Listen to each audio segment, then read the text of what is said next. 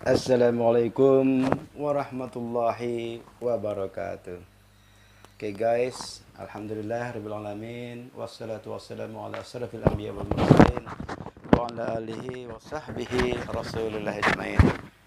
Semoga kawan-kawan semua juga di sana selalu berada dalam keadaan sehat walafiat, dan yang paling utama adalah tetap jaga kesehatan dengan cara banyak minum air putih dan makan makanan yang bergizi serta asupan vitamin yang juga bergizi tinggi, sehingga COVID-19 yang saat ini masih melanda akan bisa kita lawan dari ketahanan tubuh kita dari dalam, dan tetap berusaha untuk selalu sehat saudara-saudaraku sekalian terindah dimanapun Anda semua berada. Sebelum saya lanjutkan video saya ini, jangan lupa para sahabat semua yang belum subscribe, silakan untuk subscribe di channel terindah ini, karena subscribe Anda membuat saya tetap bersemangat untuk memuat konten-konten terindah untuk kita semua. Dan juga tinggalkan like sebanyak-banyaknya di semua video yang ada di channel saya ini, dan juga berilah komen sebanyak-banyaknya di semua video yang ada di channel saya ini juga, dan subscribe di setiap video yang ada di channel saya ini. Semoga dengan subscribe yang Anda lakukan itu akan memberikan semangat yang tinggi untuk saya, dan juga akan menjadikan amal ibadah untuk Anda semua. Oke. Pada video kali ini saya hanya akan mengomentari, dan pada video kali ini saya akan membahas 5 partai baru yang bermunculan di tahun 2020. Pastilah diharapkan mereka ini akan bisa berkompetisi di pemilu 2024. Dan tentu kita sudah sama ketahui apa yang akan dicapai oleh setiap partai ini. Oke. 5 partai baru yang telah dideklarasikan di tahun 2020. Oke guys, mari kita lanjutkan. Partai yang pertama yaitu Partai UKM atau Partai Usaha Kecil Menengah. Mungkin untuk kalangan khalayak ramai kita mendengar nama partai ini cukup familiar, khususnya bagi para usahawan menengah kecil atau kecil menengah ini. Kita mungkin hanya mendengar nama UKM-nya, tapi kalau kita melihat daripada si ketua umumnya yaitu Haji Bustan Pinrang, yang merupakan seorang pengusaha jasa konstruksi dan juga koperasi serta jasa-jasa lainnya. Kalaulah kita mendengar namanya, Haji Bustan Pinrang ini merupakan sebuah nama yang masih sangat baru di jagat raya perpolitikan Indonesia. Tapi dia dengan percaya dirinya, berkat pengalaman dia menjadi tim relawan Jokowi, dia mempunyai keyakinan yang tinggi untuk membuat sebuah partai didasarkan kepada keahlian beliau yang merupakan pengusaha jasa konstruksi dan juga koperasi. Kalau kita lihat latar belakangnya jasa konstruksi, ini bisa kita pahami kemungkinan besar dia juga adalah seorang kontraktor. Nah, memang sangat kecil sekali kemungkinan sebuah partai itu didirikan oleh kalangan-kalangan pendidik, karena kalangan-kalangan pendidik ini kita sudah ketahui bahwa modalnya sangat terbatas sehingga mungkin tak akan mampu untuk membuat sebuah partai, apalagi partainya akan sempat mengakar sampai ke bawah. Dan ini seorang pengusaha, Haji Bustan Pinrang, yang mendirikan sebuah partai namanya UKM, dan partai ini menyatakan bahwa partai UKM berbasis usaha kecil menengah, artinya dia akan menjangkau dia akan menjangkau para usahawan muda yang bermodal kecil dan menengah. Jadi yang bermodal konglomerat mungkin dia tidak akan terlibat di sana, tapi bisa jadi juga para konglomerat ini berada di belakang untuk menyokong segala kegiatan partai UKM. Tapi kita tidak bisa ketahui bagaimana, apakah pendirian partai usaha kecil menengah ini akan mampu memasuki ajang kompetisi di pemilu 2024. Kita lihat. Kemudian kita masuk pada partai yang kedua, yaitu Partai Umat. Yang mana Partai Umat ini dikomandani oleh Profesor Amin Rais. Ya, kita ketahui bahwa dulu di era reformasi 1998 ini beliau adalah tokoh ujung tombak daripada reformasi, menumbangkan Pak Harto pada saat itu. Dan alhamdulillah beliau berhasil. Dan kemudian beliau mendirikan Partai PAN atau Partai Amanat Nasional yang segala sepak terjangnya kita sama ketahui, berhasil menduduki kursi DPR sehingga dengan pemilihan umum tahun 2019 yang lalu. Akan tetapi di tahun 2020 Profesor Amin Rais ini menyatakan bahwa PAN sudah tidak searah lagi dengan dia. Maka dia mendirikan sebuah partai umat dengan mempunyai tagline lawan kezaliman, tegakkan keadilan. Allahu Akbar, merdeka. Ini jargon-jargon partai seperti ini memang harus ada, meskipun nilai jualnya belum tentu kita ketahui. Tetapi minimal mereka sudah mempunyai tagline partai umat ini, lawan kezaliman dan tegakkan keadilan. Hanya saja saya komentar di sini, Allah Akbar dan merdeka. Apakah makna merdeka daripada partai umat ini bermakna bahwa kita saat ini tidak merdeka, sehingga partai umat ingin memerdekakan kita? Merdeka dari sisi apa dan bagaimana, itu kita tidak bahas secara lebih detail. Minimal dalam video ini saya hanya akan mengekspresikan sedikit perspektif saya mengenai 5 partai baru yang akan mungkin ikut berkompetisi di pemilu 2024 ini. Jadi dengan ada makna merdeka, mungkin Pak Amin Rais merasa bahwa saat ini kita belum merdeka. Oke. Kemudian kita lanjut kepada kemudian kita lanjut pada partai ketiga, yaitu Partai Emas atau Era Masyarakat Sejahtera. Ini juga merupakan sebuah fenomena baru, berdirinya sebuah partai yang akan ikut kompetisi di pemilihan umum tahun 2024. Dan tentu para pendiri-pendiri partai baru ini mempunyai rasa percaya diri yang tinggi bahwa partainya, jargon-jargonnya, serta visi misinya akan diterima oleh masyarakat kita. Kita ketahui bahwa Partai Emas atau Era Masyarakat Sejahtera ini ketua umumnya adalah Mischa Hasnaini Muin, yang juga merupakan seorang putri dari politisi PDIP yaitu Max Muin. Jadi kita mengetahui juga bahwa latar belakang daripada Mischa Hasnaini Muin ini adalah seorang kontraktor dan juga pengusaha di bidang energi, dan juga dia adalah seorang aktris atau pesinetron di era 90-an.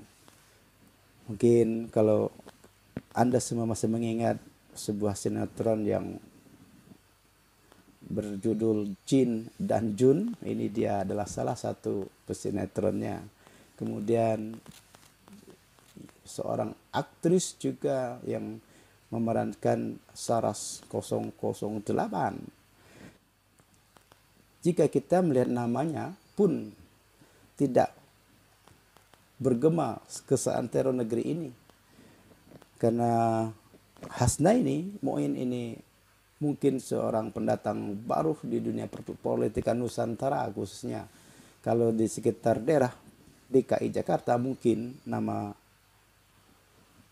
Muhasnaini ini sudah terkenal, tapi secara nasional dengan berperan sebagai ketua umum Partai Emas, mungkin dia memerlukan energi yang sangat besar untuk mempopulerkan namanya dan juga untuk mempopulerkan partainya dengan segala lambang dan logonya yang ada di partai tersebut. Dia merupakan seorang wanita yang mempunyai ambisi yang tinggi untuk kembali menegakkan kesejahteraan di negeri Indonesia, yang mungkin juga menurut dia saat ini kita belum sejahtera. Apakah Partai Emas mampu berkompetisi di pemilu 2024 nanti? Kita saksikan secara bersama-sama. Apakah akan berhasil, apakah tidak? Dan kita lanjutkan para sahabat terindah sekalian dimanapun Anda berada. Kita masuk kepada partai yang keempat. Partai keempat yaitu Partai Gelora, Gelembang Rakyat. Yang kita ketahui bahwa tokoh-tokohnya di Partai Gelora ini, di ketua umumnya adalah Anies Mata, sekjennya Mahfud Siddiq, dan tokoh pentolan utamanya adalah Fachri Hamzah. Dan ini partai merupakan mungkin cloningnya dari partai PKS atau Partai Kesejahteraan Sosial, yang mana mereka bertiga ini merupakan para pendiri Partai Kesejahteraan Sosial. Dan angin deras apa yang menggoncang mereka bertiga, atau badai apa yang melontarkan mereka bertiga sehingga mereka keluar dari partai tersebut dan mendirikan partai baru, Partai Gelora, Gelombang Rakyat. Dan visi misinya tetap tentang keislaman, sebagaimana partai PKS tentu mungkin akan mempunyai masa yang beririsan dengan partai PKS, atau mungkin juga Partai Gelora mampu mengambil irisan dari partai-partai lain, khususnya yang bersendikan agama. Atau bagaimana akan ke depannya dengan partai mungkin hasil cloning daripada partai PKS ini, apakah akan mampu bertahan atau akan terpental lagi di kompetisi pemilu tahun 2024 nanti, atau bahkan sebaliknya PKS yang akan mengalami defisit, Gelora yang akan mengalami peningkatan yang luar biasa. Kita lihat bagaimana sepak terjang para pentolan-pentolan Partai Gelora ini, apakah mampu meskipun saat ini mereka telah mengklaim kepengurusan berada di 34 provinsi di Indonesia dan di sekitar 511 kabupaten kota di Indonesia. Akan tetapi semuanya dilakukan pendaftaran secara virtual, dan juga pemberian kartu tanda anggota juga secara virtual. Ya, kita lihat bagaimana Partai Gelora berkompetisi di menjelang tahun 2024 ini. Apakah mampu bertahan ataukah akan terpental lagi? Kita lihat. Kemudian yang terakhir yaitu Partai Masyumi Reborn. Dan Partai Masyumi Reborn ini juga dikomandani oleh seorang kiai, yaitu Kiai Ahmad Khalil Ridwan, yang mempunyai pondok pesantren, dan tentu kita pahami juga berbasis keislaman juga atau berbasis agama.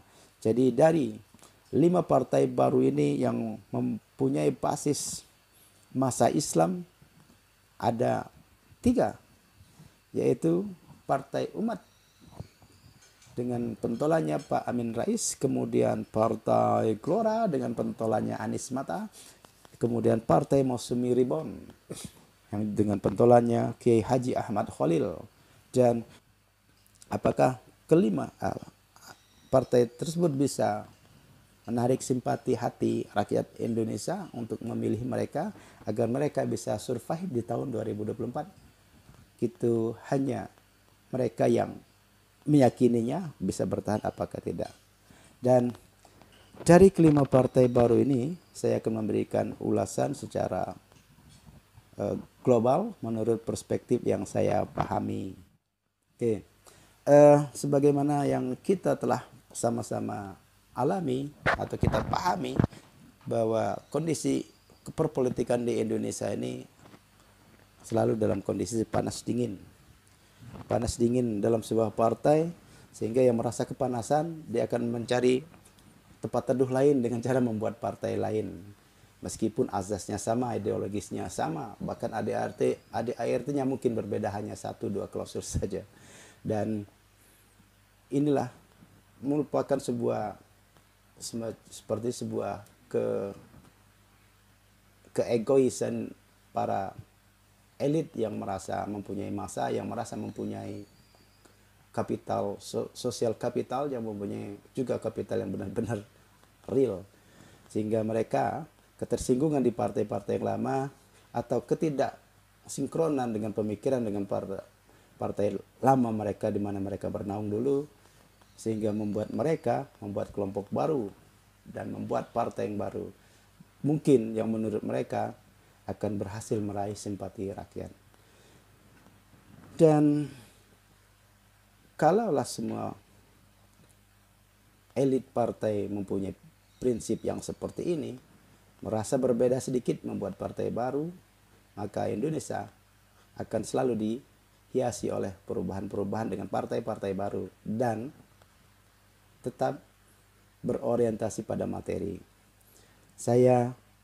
Perspektif saya, kelima partai ini akan survive apabila para tokoh-tokoh di dalamnya mempunyai kapital yang besar untuk menarik simpati rakyat. Simpati dalam hal ini bukan simpati dalam ideologi, bukan simpati dalam visi misi yang mereka tawarkan, tapi rakyat yang saat ini kita sama ketahui bahwa masyarakat Indonesia itu adalah masyarakat yang absolute pragmatism.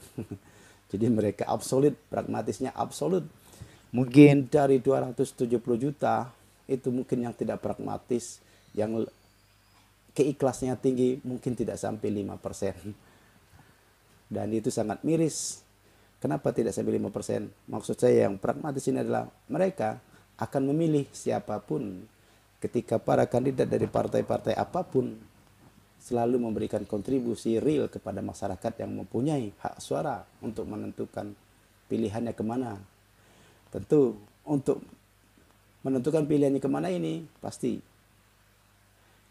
yang diiming-imingi oleh para aktor politik ini adalah berupa uang, berupa sembako, ataupun berupa bantuan-bantuan materi lainnya, sehingga membuat para masyarakat tertarik untuk memilih calon mereka di daerah pemilihan masing-masing. Dan masyarakat pun seperti itu, merasa banyak partai, banyak calon-calon legislatif yang ditawarkan oleh partai politik pada pemilu. Tentu terbuka peluang yang besar bagi masyarakat untuk menjual atau mengadakan transaksi suaranya dengan materi-materi yang seperti saya sebut tadi.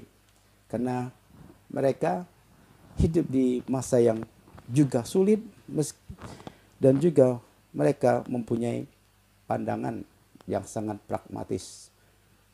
Mungkin 5% yang idealis memilih benar-benar pada tokoh yang bagus, memilih pada visi misi partai yang memang benar-benar memperjuangkan kepentingan rakyat, itu hanya 5%.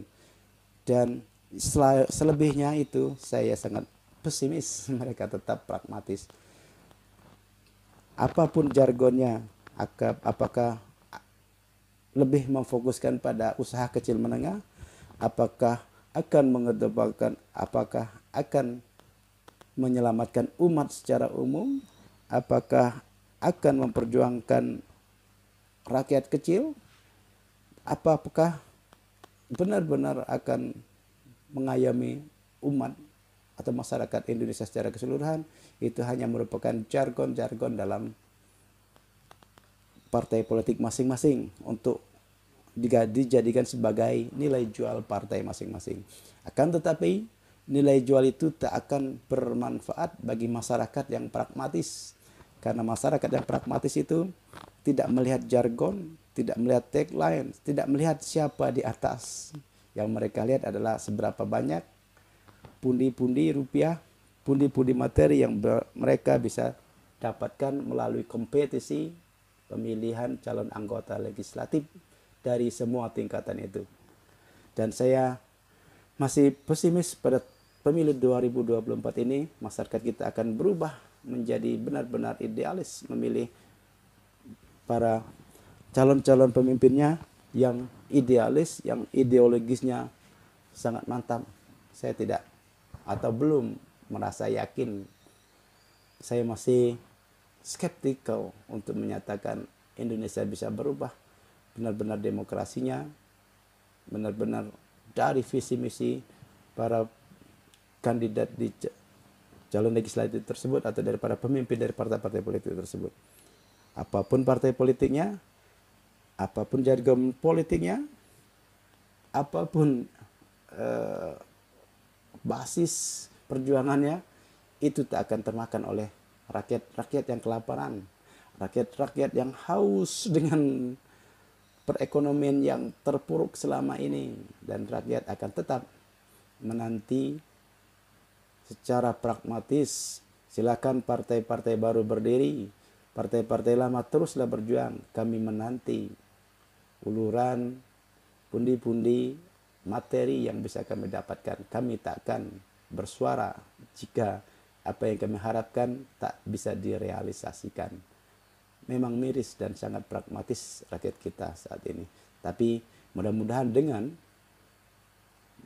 menonton video channel Terindah Surya Dedan ini, para masyarakat akan berubah pikirannya, akan merubah pandangan politiknya.